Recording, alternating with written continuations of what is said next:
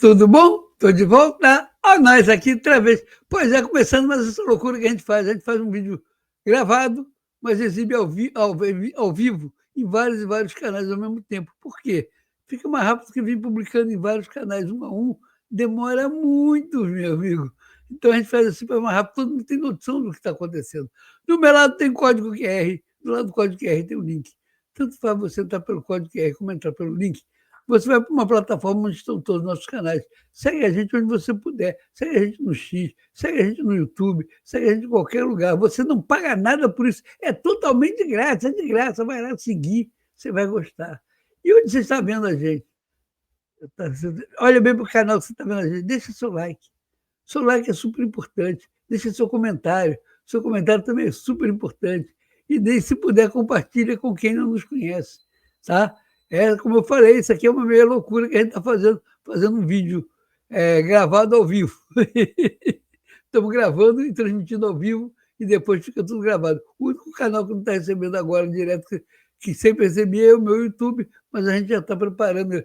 Quando acabar essa transmissão, já bota ele no ar lá no YouTube e fica tudo bem como vídeo gravado. Por quê? Porque tem uma playlist lá. E pela playlist você pode ver esses vídeos mais fácil, acessar e entender o que a gente está fazendo. Entendeu? Então vamos lá, vamos mudar aqui um pouquinho. Já sabe, código QR, link, tanto faz entrar pelo código QR, pelo link. Você vai para a plataforma onde estão todos os nossos canais. Ok? Tá, vamos em frente. Vamos tirar isso aqui. Opa, que bom. Amigo, o motivo de eu fazer esse vídeo hoje é sobre a Lei Magnitsky. O que é a Lei Magnitsky? Não vai fazer, vai acontecer, vai... Então, por acaso, houve uma conversa num programa transmitido pelo Paulo Figueiredo e o Eduardo Bolsonaro, lá nos Estados Unidos, pelo Rambo, que a gente não está tendo acesso ao Rambo.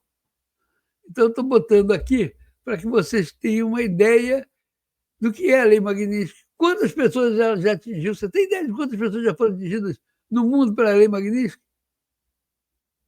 Tá? Não é o Moraes não é a primeira vez, não é a primeira vez. Então, entendam o que o Eduardo faz nos Estados Unidos, o que está acontecendo nesse momento. Está tudo nessa conversa entre ele e o Paulo Figueiredo. E, para terminar, eu vou trazer o Deltan. Por que trazer o Deltan? Porque o Deltan está explicando o que aconteceu com o TPI, Tribunal Penal Internacional. É aquele que falava que ia dar um jeito no Alexandre de Moraes. É o nome daquele juiz que falava, não, manda para lá que a gente resolve. Foi mandado para lá e não resolveram nada. Muito pelo contrário. Eles foram declarar que o Hamas estava certo. O Hamas entrou na Israel, matou 1.000 e poucas pessoas, sequestrou um monte, pintou e bordou, botou criança no forno. Ah, não, vamos condenar o Netanyahu. Resultado, receberam a Lei Magnitsky de presente na cabeça, apareceu no dia da televisão chorando, o que eu vou fazer da minha vida? O tribunal está parado. Então vocês vão entender essa notícia com o Deltan, e antes Paulo Figueiredo e o Eduardo Bolsonaro, direto dos Estados Unidos. Fala aí, Eduardo. Gente, querem me anular, querem me tirar de campo, para ficarem confortáveis, para ir para cima de vocês aí, para ficarem confortáveis e seguirem condenando, como já ocorreu com centenas, mais de 300 pessoas, quem escreve de batom as frases do ministro Barroso, numa estátua, perdeu o mané. É isso que eles querem, para seguirem confortáveis desse jeito. O João Gabriel me mandou aqui que a enquete que a gente abriu já tem mais de 1.000 votos, só no canal do Paulo Figueiredo Show. Eduardo, 75% dizem que sim. Eu fiz uma enquete parecida. No meu X semana passada e 70% também diziam que você fique no exterior. Existe uma discussão, algumas pessoas falam, se ficar, tá ali cuidado politicamente e tal, mas olha, pega grandes nomes na história que fizeram a transformação do seu país, da esquerda, da direita, você pode escolher, inclusive... Benjamin Franklin, que é embaixador na França. O Benjamin Franklin foi embaixador na França, mas você pega, tem o Charles de Gaulle na França também, sim, bem lembrado. Ficou fora, e voltou para comandar o país. Você tem o Ayatollah Khomeini.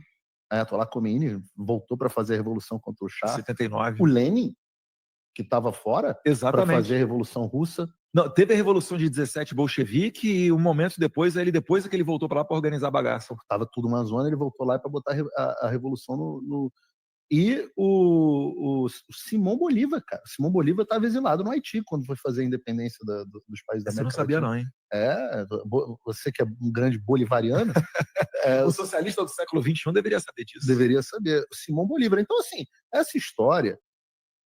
Você sabe que eu sou muito crítico isso em relação ao teu pai.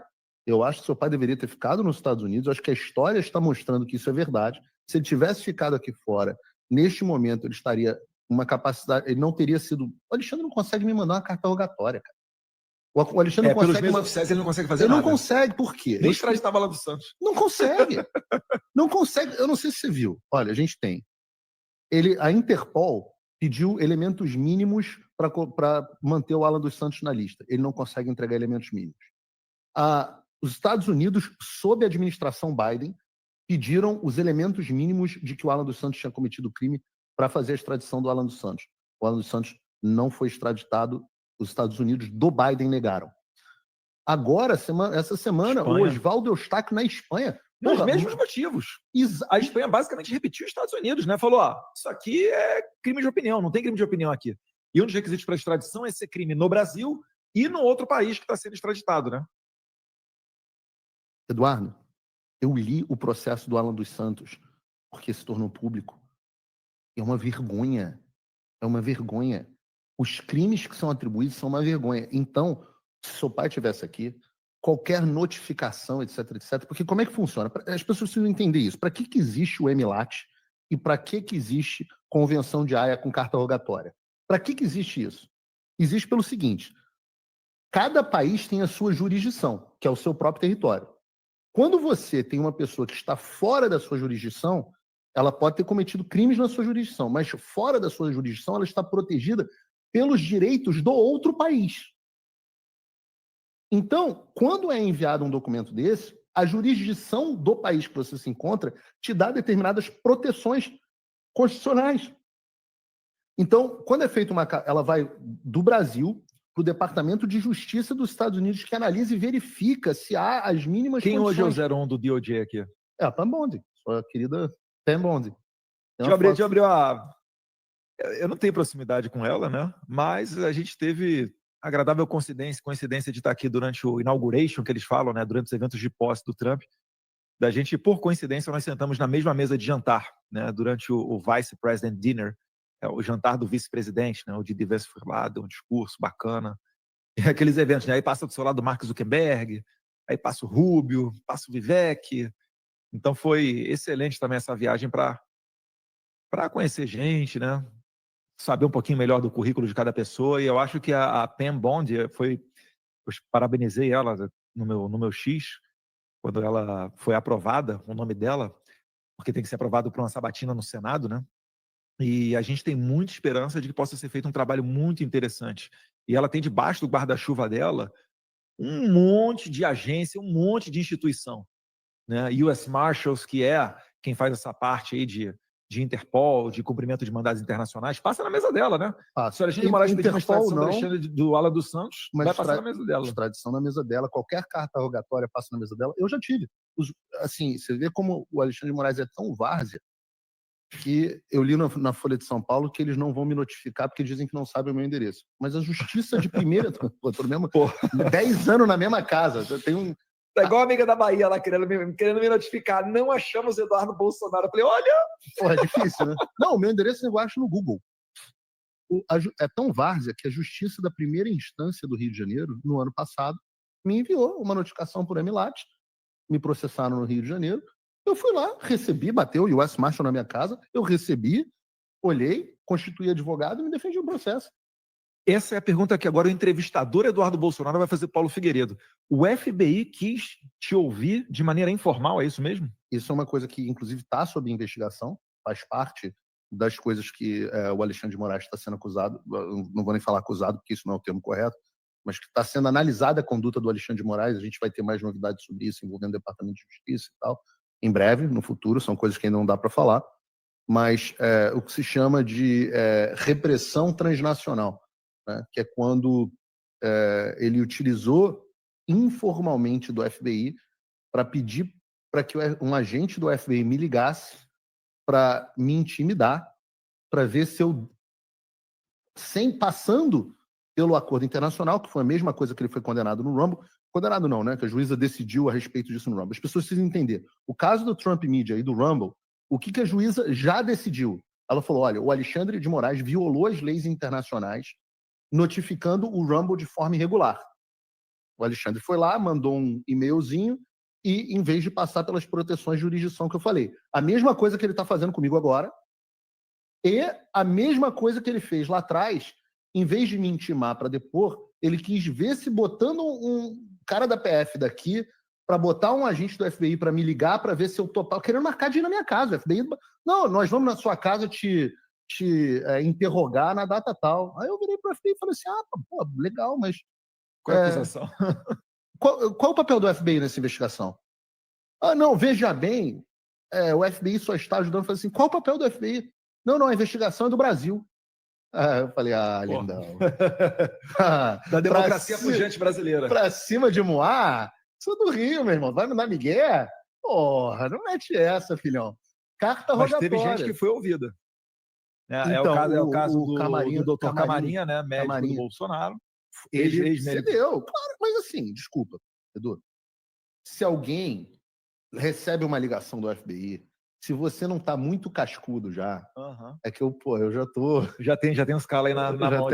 Se você não é muito cascudo, cara, quando meu celular é do Google, né? Então ele tem aquele negócio, aquele serviço que a gente estava até discutindo, isso, né? O fato de eu ser hétero, meu celular é do Google. Então, toco meu telefone, aparece a identificação de chamada. E você vê lá, Federal Bureau of Investigation. Você toca o telefone, a gente, não me lembro mais, Rodrigues, uma coisa assim, falando do Bureau de Miami. Moral da história, eu liguei para o Comitê Judiciário, quem tem amigo aqui não morre pagão, o Jim Jordan mandou uma carta para o diretor do FBI perguntando que porra é essa? E isso hoje, essa carta está servindo como base para uma das investigações envolvendo... Um dos ataques à democracia, né? Um dos ataques à democracia. Exato. Aliás, eu queria agradecer a enorme audiência, que a gente está com 30 e poucas mil pessoas já nos assistindo. E começo da tarde ainda, né? Não é comum. Não é comum. O horário é absolutamente ingrato. Bom, falando aqui um pouco das coisas práticas, Eduardo. Acho que você não pode falar com quem você se reuniu ontem, a gente, né? Se reuniu ontem na casa não, melhor não. É que quando encontra com congressista, com parlamentar, é esperado você tirar uma foto, né? Parlamentares têm uma vida muito pública. Mas quando você vai para dentro do executivo, ocorre a lógica inversa. Então, quanto menos falar, menos você vai dar munição para os seus inimigos, que são um tanto quanto inescrupulosos, né? Para dar a oportunidade deles agirem. Então, nome é melhor não falar, não. Mas eu acho que a gente pode... Sempre sou favorável a isso, tem certas coisas que a gente não pode falar, óbvio, mas eu acho que o máximo que a gente puder falar e dar transparência para o público, eu acho legal. O que essas reuniões são reuniões secretas, onde a gente tem um plano maravilhoso contra o Alexandre de Moraes? O que a gente fala nessas reuniões? A gente leva, na verdade, os fatos que ocorrem no Brasil, né? A gente leva as cerca de 1.500 prisões do Rio de Janeiro, explica, olha, como é que foi querer dar um golpe, né, num domingo de janeiro no Brasil. Há a semelhança natural, a comparação natural entre o 8 de janeiro do Brasil, de 2023, com 6 de janeiro de 2021 aqui nos Estados Unidos. Só que tem uma diferença, né? 8 de janeiro, no Brasil, o Bolsonaro não era mais o presidente. Então, o que bota mais um argumento ainda em cima, além de todos aqueles, né?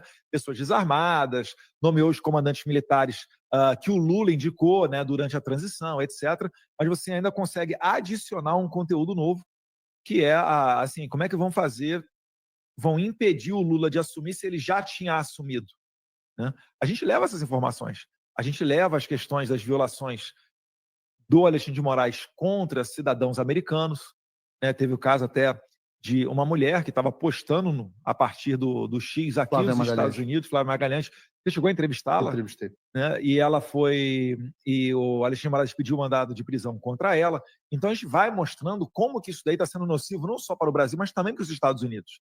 Do ponto de vista comercial, o Brasil aqui no Ocidente é sempre o segundo país mais lucrativo para plataformas de redes sociais, sempre ficando atrás dos Estados Unidos.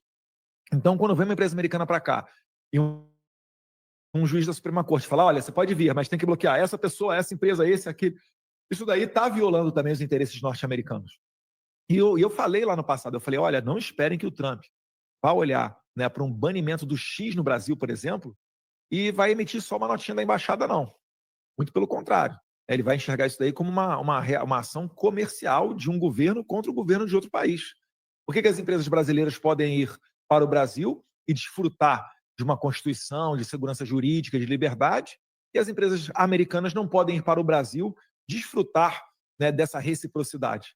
Então, isso tudo acaba entrando no meio desse jogo, e você não precisa nem ir muito fundo para que as autoridades comecem a imaginar o que possa ser feito para preservar o direito à liberdade de expressão, que aqui é consagrado na primeira emenda que eles falam, né, na primeira emenda da Constituição norte-americana, e eles começam a elocubrar o que pode ser feito, né? Eventos, acionamento de leis, possibilidade de sanções e assim por diante. Então, isso tudo tem acontecido, tá? Por óbvio, a gente não pode aqui explanar tudo com nomes e detalhes, né, por uma razão de segurança, por uma razão até de ética também, tá? Mas eu tenho ficado muito feliz, Paulo, com as portas que têm se aberto. Eu acho que cada vez mais a gente está progredindo, né, num terreno em que lá atrás tinha muita dúvida, né? Poxa, como é que vai ser depois que o Trump assumir? Será que essas portas continuarão abertas? Será que as pessoas continuarão a nos responder aqui no telefone? E graças a Deus tem sido dada a continuidade nesse bom relacionamento que a gente vem construindo aqui nos Estados Unidos. Eu acho que vale explicar para as pessoas ficam um pouco confusas, né? Elas falam, mas o Alexandre vai perder o visto, ou o Alexandre vai... Mas ele falou que se gosta mais da Europa, não tem problema. Mas são algumas coisas distintas que estão em curso, né? E muita gente fala, não, é só o Alexandre ou são todos os ministros do STF, etc, etc. Então, esse é outro ponto também que cada vez mais tem sido ventilado aqui, né? Não é só o nome do Alexandre. Já ouvimos Fábio Chor, já ouvimos o juiz Marco Antônio, né? André Vieira. Então, Ayrton Vieira, perdão. Então, todas as pessoas que estão ali correndo junto com o Alexandre, né, justificando as ações dele, investigando e etc., também estão sob análise aqui. E é importante explicar, há dois mecanismos diferentes em curso, né? O primeiro deles é o que se trata de cassação de visto. O termo correto é inadmissibilidade nos Estados Unidos. O sujeito fica proibido de entrar nos Estados Unidos. Se tiver visto, o visto é revogado, ele não pode pedir um visto novo, e se tiver nos Estados Unidos, ele é deportado. Esse é um processo que, por mais que tenha havido também um pedido formal de congressistas ao Departamento de Estado, e o Departamento de Estado pode cancelar automaticamente, e ninguém sabe. Então, a situação real é que o visto dos ministros, dos 11 ministros, já pode estar cancelado, porque foi feito um pedido nesse sentido. O Richard McCormick, da Geórgia, né? Foi o Richard McCormick esse ano, mas no ano passado, o Richard McCormick pediu especificamente para o Alexandre de Moraes. Mas no ano passado, Maria Salazar, Chris Smith, Rick Scott, o outro da Flórida, que eu esqueci o nome agora, daqui a pouco eu lembro. Foram vários deles que pediram ainda durante o governo Biden, e essa carta permanece até hoje lá. Pode ter sido cancelada, a gente não sabe, porque o Departamento de Estado não anuncia cancelamento de vistos. Na hora que o cara for tentar entrar nos Estados Unidos, ele é barrado, ou na hora... Isso vale até para o André Mendonça, vale para o Cássio Nunes. A gente não sabe se o visto dele está cassado. Certamente para o Barroso, todos eles podem estar com os vistos cassados, a gente não sabe disso. Mas, além desse pedido, houve um projeto de lei que foi aprovado já no Comitê Judiciário e está pronto para ser votado na Câmara. O que é esse projeto? No Censorship on Our Shores Act, sem censura dentro das nossas costas. É um projeto de lei que torna inadmissível de entrar nos Estados Unidos qualquer um que tenha praticado o que se considera violações de primeira emenda, liberdade de expressão, liberdade de associação, liberdade de petição ao Congresso, etc, etc. Há um cidadão liberdade americano... Liberdade religiosa. Dentro do Congresso dos Estados Unidos. Território americano. Território americano, não, fora do território americano, contra um cidadão americano. Bom, no caso do Alexandre... Será que ele se enquadra? Você que está me ouvindo, será que o Alexandre de Moraes se enquadra em alguma violação de liberdade de expressão de americano? O Darrell Issa, que é o deputado autor desse projeto de lei, ele fala especificamente, ele cita o Alexandre de Moraes na discussão dentro do Comitê Judiciário. Ele fala que o Alexandre de Moraes foi o grande motivador desse projeto de lei. Inspirando corações pelo mundo, ó. Quando ele tomou a decisão de tirar o X, foi o momento chave para que ele fosse um inspirador desse projeto de lei. Mas ele não é um projeto de lei que vale só para o Alexandre. Ele vale contra os europeus que estão trabalhando para praticar censura, canadenses, australianos. Ele vale para qualquer um. Então as pessoas perguntam, mas Paulo, vai pegar todo mundo? Este é um projeto que não depende de nenhuma ação nossa para pegar mais todo mundo. No máximo, a gente vai pegar uns nomes, pedir para um congressista dos Estados Unidos, a gente não, provavelmente eu, vamos pegar alguns nomes e vamos pedir para te liberar dessa, para pedir para algum congressista pedir formalmente ao Departamento de Estado com base na violação do processo. Esse processo ainda precisa ser aprovado na Câmara, não foi aprovado ainda, no Senado e sancionado pelo Trump. Quando que vai ser aprovado na Câmara? As pessoas me perguntam. Eu falo, eu não sei e eles não sabem também, porque nesse momento eles estão nessa discussão de orçamento louca que não dá nem para falar com eles de outras coisas. Mas a gente espera que seja uma coisa nos próximos 2 meses que isso seja aprovado. E está com apoio bipartidário, então é possível... É verdade. A gente da esquerda até que votou dentro da comissão, né? Dentro da comissão. Já na última vez e agora nessa vez também. Então, isso é visto. Visto é um assunto. Vai pegar todo mundo. Agora, existe um outro caminho, que é uma coisa que eu estou começando a ver as pessoas discutirem na imprensa cada vez mais, que é a chamada Lei Magnitsky. Você acha que tem gente da imprensa que vai lá no teu YouTube para aprender sobre Lei Magnitsky? Já tem muito, né? Você sabe que às vezes eu vejo os noticiários, eu falo assim, eu vi isso em algum lugar, será que eu não vi o Paulo Figueiredo comentando isso agora tá nesse canal de televisão, cara? Cara, você sabe, o Pablo Marçal não gosta, mas eu tenho boa amizade com vários jornalistas da grande mídia. Porque eu não acho que são todos vagabundos. Eu acho que tem gente boa, eu acho que tem gente que procura apurar, tem gente que tem viés, é uma coisa que a imprensa, meu avô já reclamava de viés. Uma coisa é a imprensa ter viés. A outra coisa é a imprensa ser um veículo de propaganda do regime. Então, os que são veículos de propaganda do regime, esses, cara, quer me calar, quer me prender, etc., eu não tenho alternativa a não ser destruí-lo.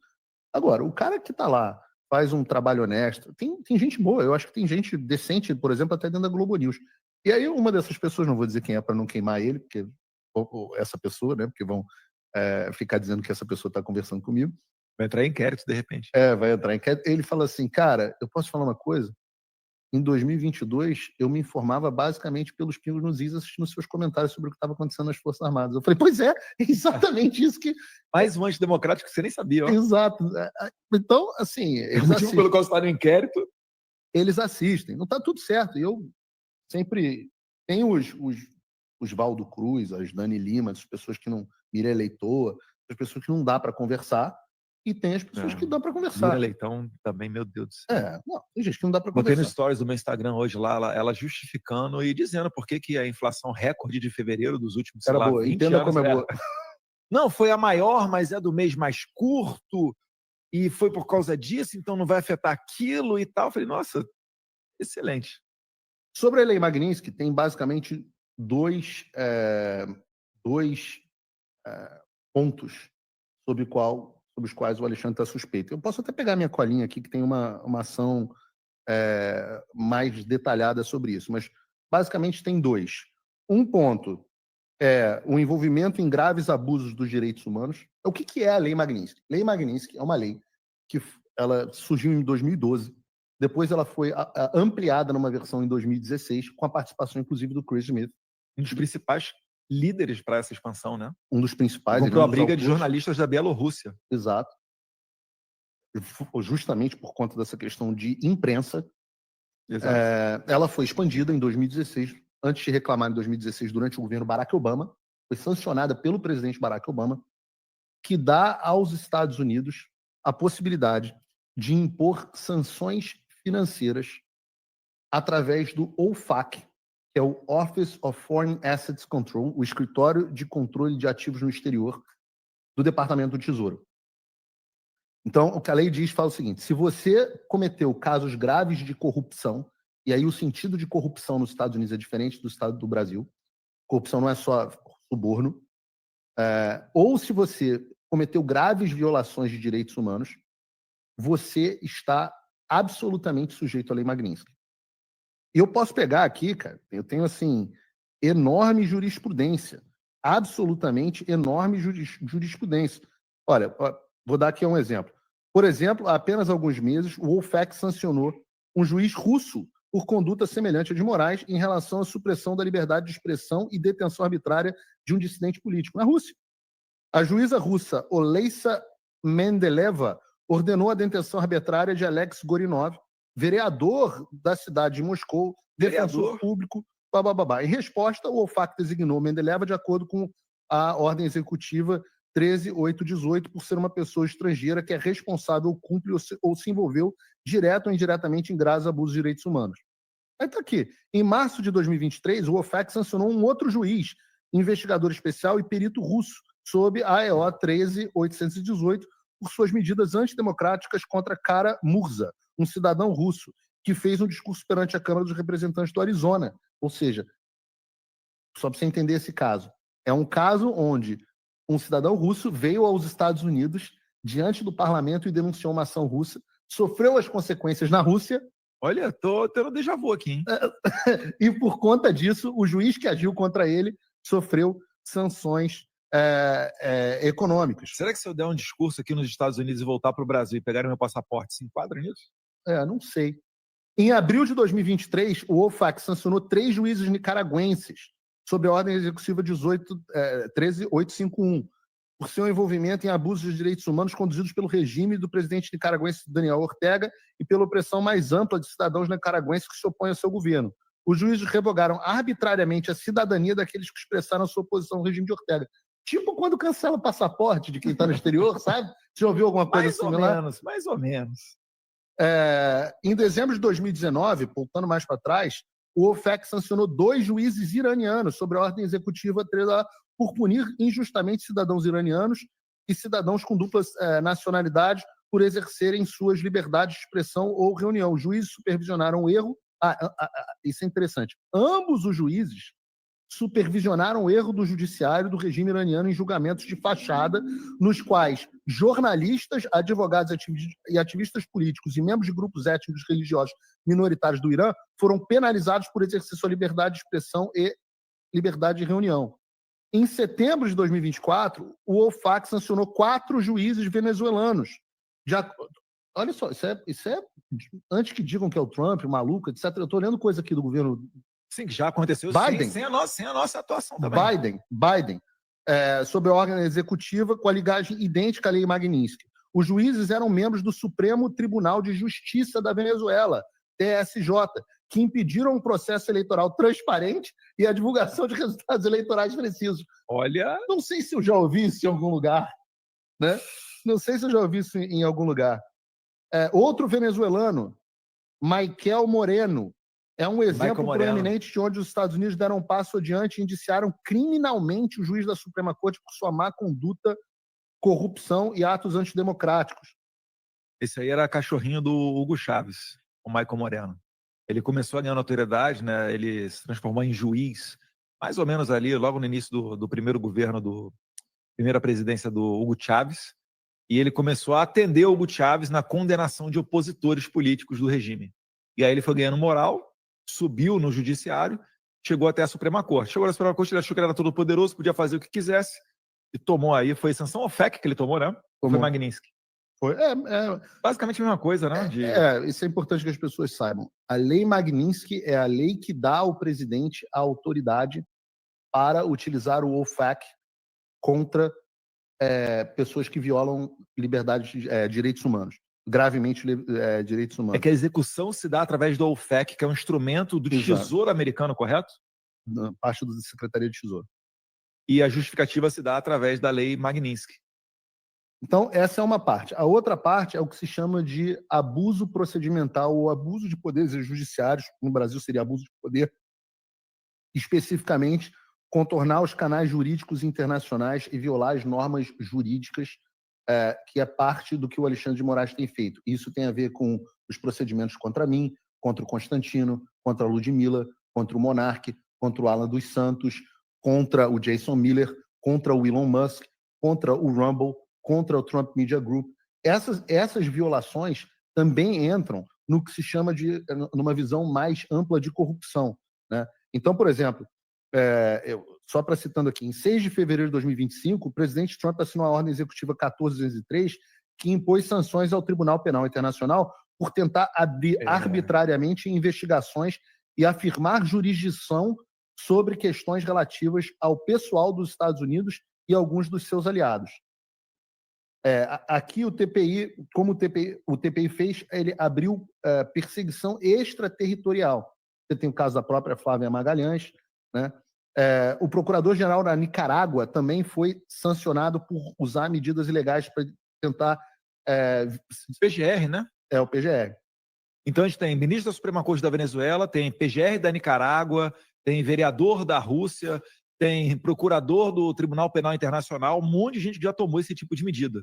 Os Estados Unidos também impuseram sanções a funcionários de governos estrangeiros, como o Ministério Público Central, a PGR, né, da República Popular Democrática da Coreia, por processar e punir injustamente figuras da oposição política em um processo legal envolvendo julgamentos fundamentalmente injustos. Os estrangeiros também foram vítimas do sistema judicial fundamentalmente injusto da República Popular da Coreia.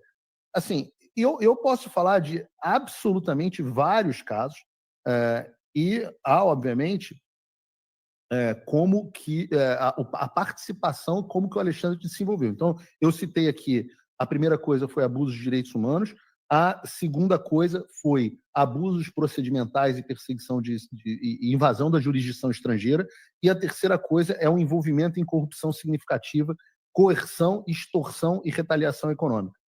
E aí você entram basicamente as ameaças que ele fez contra o X, contra a SpaceX, contra o Rumble, e aí tem outros exemplos aqui, né? Eu posso ficar aqui só dando exemplos. O OFAC também sancionou funcionários de governos estrangeiros responsáveis por usar suas posições para manipular o sistema legal em benefício próprio ou em benefício de seus aliados políticos. Já ouviu falar disso? E em desvantagem da oposição política. Por exemplo, em agosto de 2022, de novo, governo Biden, o OFAC sancionou Saima Sirenos Cefos, procurador-geral e procurador-chefe da Libéria, sobre a ordem executiva babá. Então, assim, há enormes jurisprudências dentro dos Estados Unidos. Por que eu estou falando isso? Porque nas nossas reuniões, a gente se limita a expor os fatos. Produzimos relatórios extensos, todos com base em informações públicas. Algumas informações nós obtivemos através do Congresso dos Estados Unidos, como as ordens que eram secretas do Moraes, que o Congresso nos ajudou a obter. Isso é bizarro. Vem novas ordens que nós vamos obter agora, nós não, o Congresso americano vai obter e que nós teremos acesso, que são as ordens do Alexandre à Meta, que são as ordens do Alexandre ao Google. E breaking news, que isso daí também vai gerar mais um capítulo longo nessa história toda, tá? Porque a Meta, ela é dona do Facebook e do Instagram. E do WhatsApp. Vocês acham mesmo que o Alexandre de Moraes mandou, durante a eleição de 2022, quando ele era presidente do TSE, ordem de bloqueio, de censura só para o X? Ou será que ele também mandou para o Facebook, Instagram, TikTok, WhatsApp, Telegram, papapá? Inclusive, acho que tem cópia, né? Quando ele mandou para o X, ele copiava as outras plataformas. Tem alguma coisa disso aí também? Enfim, vamos ver as cenas dos próximos capítulos, porque isso daí também vai gerar mais problemas lá para o nosso querido defensor da democracia brasileira.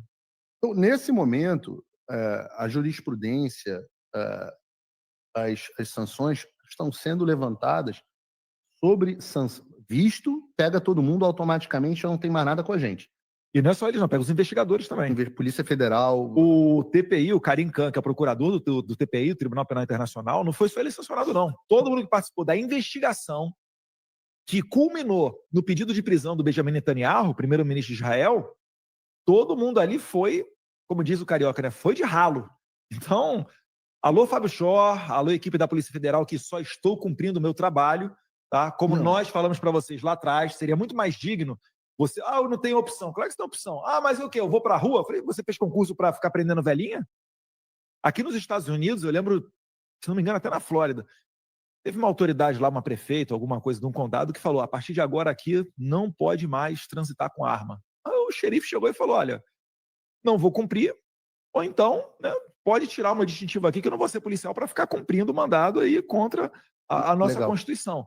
Então, todos vocês, né, quer o Eduardo, quer o Paulo queira ou não, vocês, quando puxar essa fieira, vai vir um monte de peixe junto. Mas é importante dizer o seguinte, Eduardo, e isso vale dizer, neste primeiro momento, todo o foco de sanções financeiras está na figura do Alexandre de Moraes. É o nome mais famoso. Antes que... o ataque ao Alexandre de Moraes não é ataque ao Alexandre de Moraes. Existe um dispositivo na lei americana, lei americana, que impõe sanções àqueles líderes internacionais que tomarem determinadas atitudes. A única coisa que a gente está fazendo, de fato é apresentar quais foram essas violações para que eles tenham ciência. Agora, não fui eu que derrubei o X. Não fui eu que derrubei o Rumble. Não fui eu que cacei passaporte de jornalista. Não fui eu que mandei prender cidadã americana. Não fui eu que estou ameaçando tomar passaporte de parlamentar. Não fui eu que derrubei uma dúzia de redes sociais de parlamentares. Não fui eu que emiti ordens secretas, palavras do Mark Zuckerberg. Conservadores ali durante a eleição de 2022. Não fui eu, não fiz nada disso. Agora, tudo o que foi feito é acompanhado de documentação, é acompanhado das ordens, é acompanhado de reportagens da mídia internacional, é acompanhado de documentação. Cara, só o processo do Rumble... Cara, eu vi um catatal... a gente viu ontem. Esse que está em sigilo, desse tamanho. Então, assim, é uma coisa absolutamente gigantesca. Então, falei de... e quais são as consequências disso? Bom, as consequências disso, para exclusivamente a figura do Alexandre de Moraes, é o que se chama a entrada no SDN List. A entrada do SDN List, vocês procurem no Google aí. ChatGPT, hoje em dia é ChatGPT. Eu não sei se o João ou o Bruno conseguem até botar na tela a lista do OFAC SDN List. Ela é publicada todos os dias, é um PDF. Se vocês conseguirem, bota na tela, porque é um negócio gigantesco. Uma vez que você entra nessa lista, o que acontece com a sua vida? O que acontece é o seguinte. Número 1, visto cancelado automaticamente. Número 2... Não vê mais o Mickey na Disneylândia. Não vê mais. Só pelas lentes do Alan dos Santos. Número 2. E muitas vezes a Europa entra junto nas sanções, tá? O Michael Moreno da Venezuela foi assim. Primeiro Estados Unidos, depois Canadá e Europa vieram na sequência. Exato. É muito comum os outros países a cegar. Número 2. Você fica impedido de fazer negócios com qualquer empresa americana. Significa que uma empresa americana, se souber que você está na SDN List, ela não pode fazer nenhum negócio com você. Número 3. Você fica bloqueado do sistema financeiro internacional. Calma aí, e se a empresa americana fizer negócio com um cara sancionado? Ela sofre o que se chama de secondary sanction, sanção secundária. Isso significa? Que ela passa a sofrer as sanções que primeira pessoa teve. Então congela a conta bancária, congela tudo da empresa. Então, o que acontece é o seguinte, todos os ativos no exterior são congelados. Tá? No exterior, não só nos Estados Unidos? Não. Então não adianta você se desfazer dos seus investimentos, vamos imaginar aqui, na XP ou na BTG, que esteja em solo americano. Tem um investimento imobiliário aqui, não sei quantos dólares no investimento rodando. Eu tirei dos Estados Unidos, agora eu estou livre então de tomar uma sanção dessa. Aí você levou, digamos, para a Suíça. Eles estão congelados, porque eles não podem... Só que acontece uma outra coisa que é uma coisa pior. E por isso que o apelido disso é pena de morte financeira. Todos os bancos e instituições financeiras, por padrão, encerram a sua conta. Porque eles ficam impedidos de fazerem negócio com você. Mas a Caixa Econômica e o Banco do Brasil também, se eles quiserem continuar tendo acesso ao sistema SWIFT, sim. Mastercard, American Express, Diners Club, Visa. Mas eu sou o ministro da Suprema Corte. Eu dei uma ordem impedindo que a Caixa Econômica encerre a minha conta. Não tem problema, você pode dar essa ordem. O que vai acontecer é que a Caixa Econômica vai passar a ficar fora do sistema SWIFT. Então o prejuízo ao erário... o Banco do Brasil, por exemplo, tem ação negociada na Bolsa. A Caixa Econômica eu acho que não. Mas o banco, não sei. Mas o Banco do Brasil... essa é a lista do OFAC? Olha o tamanho desse. Aquilo que está rolando ali embaixo é o quê? É o pessoal que já acho foi... que é o nome das pessoas. Não é essa não, tá? É um PDF. Tá? É um PDF. Vou mandar para vocês, porque eu recebo todos os dias. Bastante pessoa. E Venezuela tem uma penca de gente. Venezuela. Venezuela tem bastante gente. Pode ser isso, pode ser outra visualização. Aqui eles publicam um PDF. Todos os dias eu recebo um e-mail, que eu estou dentro do boletim de atualização, e as pessoas podem entrar, não é nenhum acesso secreto que eu tenho da Casa Branca, não. E você não é uma consulta de passaporte de ninguém no CBP, não? Né? Não é. Não é uma tipo, eu preciso ter um amigo aí, parente, no CBP, que pode... Não, nada disso. Você pode simplesmente chegar lá e botar se cadastrar, que você vai receber a lista do SN. Essa é a pena de morte financeira. Significa que você tem que fazer... Então não tem Mastercard, Visa, American Express... Você tem duas opções para você guardar o seu dinheiro. Ou ele pode estar no colchão, ou ele pode estar no cripto, Bitcoin. Pode fazer o curso, agora que ele é amigo do Nicolas, pode fazer o curso do Renato 38. De Bitcoin eu sou filha da puta. Pode fazer o curso do Renato 38 de gestão de Bitcoin. Então, eu gostaria de ver o Alexandre fazendo o curso. Não sei se o do Renato 38 é bom ou não. Manda o Fábio Show fazer para ele uma carteirinha lá. Manda abrir uma wallet lá. Um wallet. E é uma alternativa. Cripto é uma alternativa. Então, essa é a pena de morte financeira. Essa é a que está para valer para o Alexandre. Qual o procedimento para isso? Paulo, mas e aí? Qual o procedimento para isso? Eu convido os jornalistas, é óbvio que é mais fácil para mim, mas eu convido os jornalistas a lerem a lei Magnitsky. Porque o que diz? Ao determinar se deve impor as sanções sobre a lei Magnitsky, o presidente ou o secretário do Tesouro devem consultar, as informações fornecidas em conjunto pelo presidente e membro graduado de cada um dos comitês apropriados do Congresso, e 2, as informações dos outros países, que é o que a gente já tem preparado. Aí está aqui. As solicitações relacionadas a violações de direitos humanos devem ser submetidas ao presidente por escrito. Depois disso, o presidente ouve é uma opção, tá? E aí ele tem um prazo de 120 dias depois que ele cumpre esse rito, depois ele tem um prazo de 120 dias, até 120 dias para tomar essa medida. Essa é uma alternativa. A outra alternativa, ele não segue, o presidente tem autoridade executiva para não seguir nenhum desse processo e ele emite uma ordem executiva específica para o Alexandre. Então, ele pode fazer ordem executiva ou ele pode seguir o processo normal da lei Magnitsky sem precisar de ordem executiva pelo escritório do OFAC. Demora um pouquinho mais. Todas essas coisas, elas são coisas que estão em curso. Não adianta dizer para as pessoas que não estão. Então, visto lei, No Censorship No Show Act, lei Magnitsky para essas questões da sanção OFAC, ou ordem executiva direta do Trump. E um terceiro aspecto é que, quando você viola a legislação e a soberania americana, processando indivíduos e dando ordens que têm valor dentro do território americano ou participando de perseguição transnacional, repressão transnacional, você, em tese, como ele gosta de dizer nas decisões dele, pratica crime dentro dos Estados Unidos. E a prática de crimes dentro dos Estados Unidos, ela é investigada e processada pelo Departamento de Justiça. É isso aí, entende? Então, espero que vocês tenham entendido. A explicação para mim é fantástica. Dá para você entender o que houve, o que não houve e o que está acontecendo. O sistema bancário da Rússia está fora, porque ficou a favor do vereador lá, né?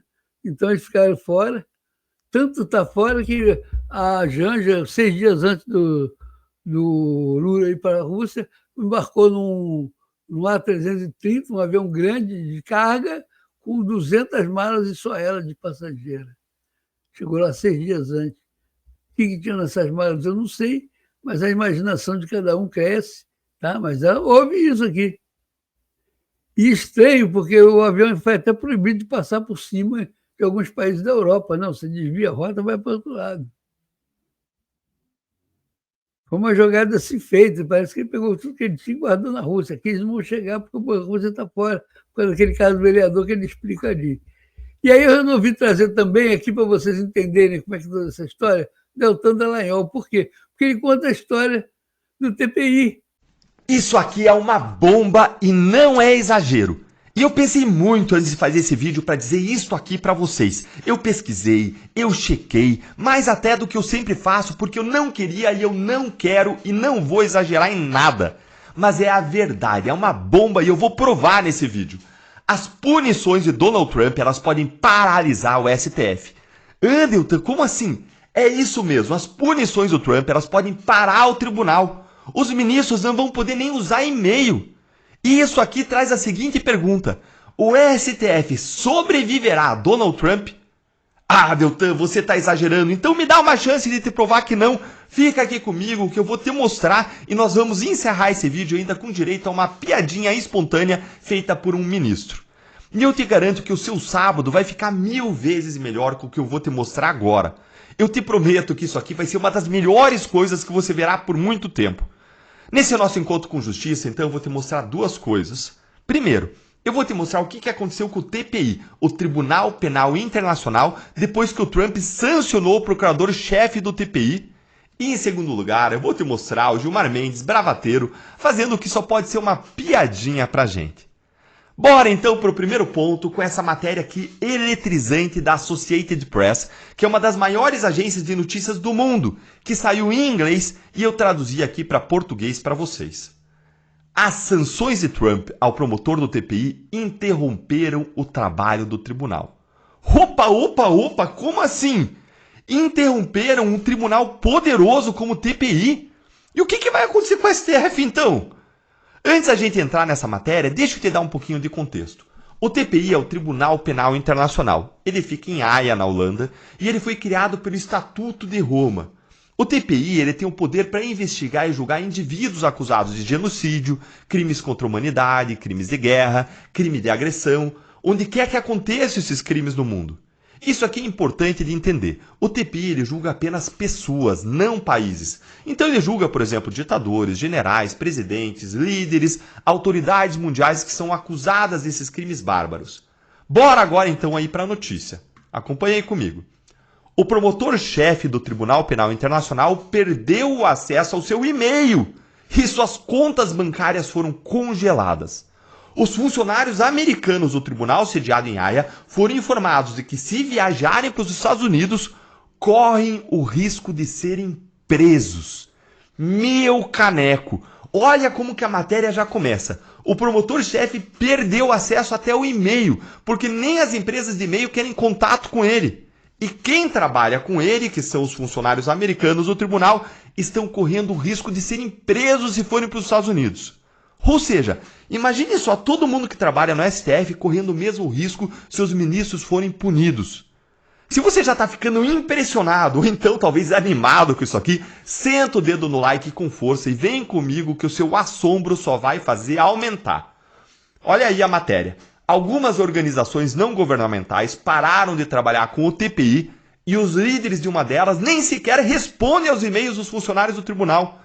Esses são apenas alguns dos obstáculos enfrentados pela equipe do tribunal desde que o presidente dos Estados Unidos, o Donald Trump, impôs sanções ao promotor-chefe, o Karim Khan, em fevereiro, de acordo com entrevistas com autoridades atuais e antigas do TPI, advogados internacionais e defensores dos direitos humanos. Ficou todo mundo, então, gente, apavorado, com medo até de trocar e-mails com a pessoa punida por Trump. Mas por que o Trump sancionou, puniu o TPI, Deltan? Gente, os Estados Unidos sequer são signatários do Estatuto de Roma e, portanto, eles não estão sob a jurisdição do tribunal. Mas o Trump fez isso depois que um painel de juízes do TPI emitiu mandados de prisão contra o primeiro-ministro de Israel, o Benjamin Netanyahu. Isso por conta da acusação contra o Netanyahu de crimes de guerra lá na faixa de Gaza. O Trump considerou isso uma afronta aos interesses dos Estados Unidos, que são o maior aliado de Israel. Agora vejam comigo como que as sanções de Trump ao TPI foram brutais a ponto de paralisar o trabalho do tribunal inteiro. Olha aí a matéria. A ordem de fevereiro proíbe o Khan e os outros não americanos entre os 900 funcionários do TPI de entrar nos Estados Unidos, país que não é membro do tribunal. Gente, então a ordem não proibiu só o promotor-chefe punido, proibiu os 900 funcionários do TPI de entrar nos Estados Unidos. Segue aí, ó. Também ameaça qualquer pessoa, instituição ou empresa com multas e pena de prisão, caso forneça a Khan, que é o promotor-chefe, apoio financeiro, material ou tecnológico. Influenciar um software lá para o TPI, um software para rodar no tribunal não pode. Se oferecer, corre risco de prisão e pena de multa. As sanções estão dificultando o trabalho em uma ampla gama de investigações, não apenas aquelas sobre os líderes de Israel. Gente, se as sanções dos Estados Unidos estão paralisando o TPI, que é um dos tribunais de maior poder e influência global, o que será que isso não vai fazer com o STF? Quem que é o STF na fila do pão perto do TPI, que recentemente condenou até o presidente russo, Vladimir Putin, por genocídio em razão do sequestro lá das crianças ucranianas? O TPI ele pune os piores ditadores e assassinos do mundo inteiro, gente poderosa e influente. O TPI é apoiado ainda por dezenas de países do mundo formalmente, que assinaram o Estatuto de Roma e apoiam a criação e o funcionamento do tribunal. E se isso está acontecendo com o TPI, o que vai acontecer com o STF? O STF vai resistir? Gente, olha o que as sanções estão fazendo. Olha o poder que os Estados Unidos têm. Isso aqui é simplesmente surreal. Olha a matéria. Um dos motivos pelos quais o tribunal tem sido prejudicado é sua forte dependência de empreiteiros e de organizações não governamentais. Essas empresas e grupos reduziram o trabalho em nome do tribunal por medo de serem alvo das autoridades americanas, de acordo com os funcionários atuais e antigos do TPI. Olha aí, a Microsoft, por exemplo, cancelou o endereço de e-mail de Khan, forçando o promotor a migrar para o Proton Mail, um provedor de e-mail suíço, disseram funcionários do TPI. Suas contas bancárias em seu país de origem, o país de origem dele, o país que tinha que proteger ele, suas contas bancárias do país de origem, o Reino Unido, foram bloqueadas. Ou seja, a pessoa punida, ela se torna praticamente um pária, uma leprosa. Ninguém quer ter contato com ela porque ninguém quer ser o próximo a ser punido. É o instinto de sobrevivência do ser humano falando mais alto. E olha aqui o efeito cascata das sanções. Funcionários de uma ONG que desempenham um papel fundamental nos esforços do tribunal para reunir evidências e encontrar testemunhas disseram que o grupo transferiu o dinheiro de contas bancárias dos Estados Unidos porque temem que ele possa ser confiscado pelo governo Trump. Altos executivos de duas outras organizações de direitos humanos sediadas nos Estados Unidos informaram à AP, Associated Press, esse órgão de informação jornalístico, que os seus grupos pararam de colaborar com o TPI. Um funcionário sênior de uma delas disse à Associated Press, a AP, que os funcionários pararam de responder e-mails de funcionários do tribunal por medo de desencadear uma reação do governo Trump. Então veja, não é nem que responde o e-mail dizendo que não pode colaborar. Pararam de responder os e-mails. Olha o tamanho do medo. E agora o ponto mais crítico da matéria. Os envolvidos, eles temem que o TPI não consiga sobreviver ao governo Trump. Olha aí. O efeito cumulativo de tais ações levou os funcionários do TPI a se perguntarem abertamente se a organização vai conseguir sobreviver ao governo Trump, de acordo com autoridades do TPI que falaram sob condição de anonimato por medo de represálias. Um deles questionou se o tribunal sobreviveria aos próximos 4 anos. Sim, é isso mesmo que você ouviu. Se o TPI não consegue resistir às sanções, o STF resistirá. Eles ficavam fazendo ali no STF piadinha com as punições do Trump. Mas agora estão morrendo de medo, estão com o joelho tremendo. Eles acionaram o Itamaraty, acionaram Lula. Lula disse que vai pedir ajuda de outros países. Eu fiz vídeo disso ontem com o Macron, ele e o Lula abraçados. Estão todos tremendo embaixo da mesa, que nem criança com medo de bicho-papão. Ah, só que esse bicho-papão é real, né? Ah, mas, segundo Gilmar Mendes, eles não têm medo nenhum. Olha só essa verdadeira piadinha espontânea aí do ministro decano do Supremo Tribunal Federal. Olha aí a piadinha, ó. Aqui não tem nenhum medo, diz Gilmar Mendes, sobre as sanções dos Estados Unidos a Moraes. Gente, eu fui apurar isso aí. Eu pedi uma perícia nessa declaração do Gilmar Mendes para apurar a veracidade dela. E peraí, gente. Acabei de receber aqui informação. Oi, gente, peraí. Entendi, sim. Você consegue me mandar aí? Consegue? Boa, excelente, ó. Obrigado, pessoal. Gente, olha só, acabei de receber a informação aqui. Os peritos estão na linha aqui comigo, ó. E eles classificaram a declaração do Gilmar Mendes na mesma categoria de uma outra declaração que você vai ver aí na tela. Olha aí, presta atenção. Olha essa declaração aí, ó. Senhores pais, amanhã não vai ter aula, porque pode ser feriado. Assinado Tia Paulinha. É verdade esse bilhete. Então, gente, é isso aí. Os ministros, eles não estão com medo. É verdade esse bilhete. O comentário eu vou deixar com vocês. As sanções do Trump são ou não são para botar medo em qualquer um? E o que você acha aí da declaração do ministro Gilmar? Eu vou deixar aqui uma enquete aí para você responder para mim nos comentários o que você acha sobre a declaração do Gilmar Mendes. Responde aí, conta aí para mim, curte o vídeo, se inscreve no canal aqui, a sua casa, e clica no sininho para você não perder nada por aqui, novidades e análises como essa. Um grande abraço e tenha um final de semana abençoado. Eu quero agradecer a todos vocês, muito obrigado pela audiência, muito obrigado pela paciência. Hoje à noite tem programa, não esqueça, 10 horas da noite, que já sabe, tem Desistir Jamais, certo? Esse vídeo viria agora, vai passar de noite, mas hoje à noite tem programa, e no final você tem um link, tem um código QR, tanto faz você entrar um pelo outro, você vai para uma plataforma onde estão todos os nossos canais, segue a gente onde puder. Vamos embora, deixa eu ir em frente aqui para estourar esse programa antes de 1 hora.